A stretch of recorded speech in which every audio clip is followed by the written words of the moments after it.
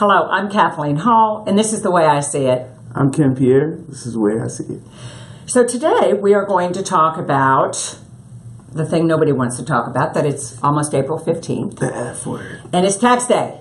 So we're going to just throw a few things about lower your financial stress. Because it's a day of reckoning, whether you just met with your accountant or you met with them months ago or all kinds of that stuff. It's a time to look at yourself and what you're saving, you're not saving, credit card debt, and everything else. So there's a whole lot of financial stress going around. And all of us, of course, if you've lived as long as I have, and you don't say you've been through it many times, not one time, especially 2008. We all know the losses of that, and especially with an exclamation point, including my husband and myself. It's a humbling thing, but financial stress, you don't want to talk about it because there's so much shame that's associated, like I'm a loser, I'm not as smart as somebody else, I didn't plan as well, what's wrong with me? Mm-hmm. And don't you think that part of the hardest thing in our country is being honest about it, and that makes it even worse? Yes, I feel like everyone likes to keep up with the Joneses. Yeah. So that's particularly hard because, I mean, if you don't have what everyone else has, then they're going to kind of shame you in a way. So if you don't have a plan to exit, then you're just going to be drowning or running the Queen's race, where you're just staying in one place and not moving. But don't you think, like we talked before, that when you keep in a financial stress situation, it's like running, and you have to run faster and faster, and if you slow down, it's catching. It's like the boogeyman. Yeah, it catches up with you. One thing is to know stress symptoms, too, for your own physical and mental health. If you get stomach problems, headaches, can't sleep at night, emotional problems may snap off your partner's head when you get short with your kids. At work, your coworkers are saying, what's going on with you? You go, nothing. And relational stress problems like withdrawing, becoming isolated, on the weekends going out and doing your own stuff in the yard so that nobody talks to you. So know what the stress symptoms are. I think that's really important. But there's also some wonderful tips. Number one is, I would say, be honest. Whatever you do, be honest with yourself first. My husband and I just got back again from vacation, and one of the things we talked about was we got to get a new budget. We've been putting it off. It's now April. We've been putting it off for a while. But I like the communication. Yeah, and it was painful because, again, we just go out to eat and put our stuff in Ziploc bags, keep every receipt, but there's no planning in it, and it's gotten absolutely ridiculous. So we had to be honest about how loose and free we've been running with it when you don't have it, and pretending it's going to keep showing up. And next is be honest with it. If any of us have credit card debt or banks, you wouldn't believe how they'll work with you. They have special departments. Yeah, communication. And talk to them. Don't think they're not there to help you. They are. It's really important. Another thing that I learned when on the plane coming back, and also when we got back, were apps and websites that had great budget facilities, great Excel sheets for yourself for the most mundane, simple plans. You don't have to be an accountant.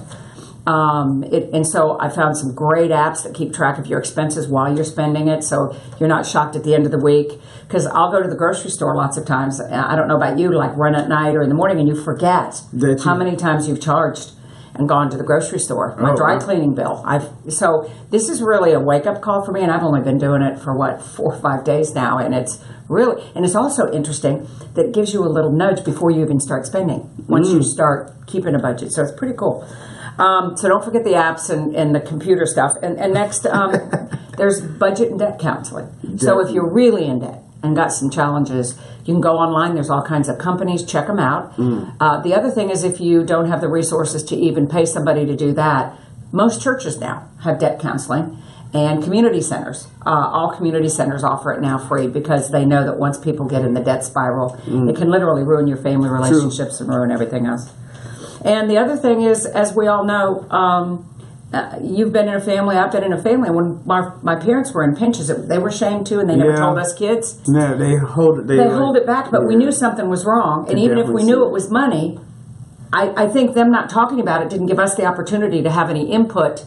Like, maybe I can get a paper route, or I can babysit. You're too young, and I feel like as parents, they don't want to put that stress on the kid. Right. So that's why I think it's really important to have family meetings, talk about it. And the other thing is, and create a family budget, have each person have fun. Make it a game, like a football game. Call it Team Hall, Team Pierre, whatever it is. And maybe make it like a football game, whatever sport you guys like, soccer.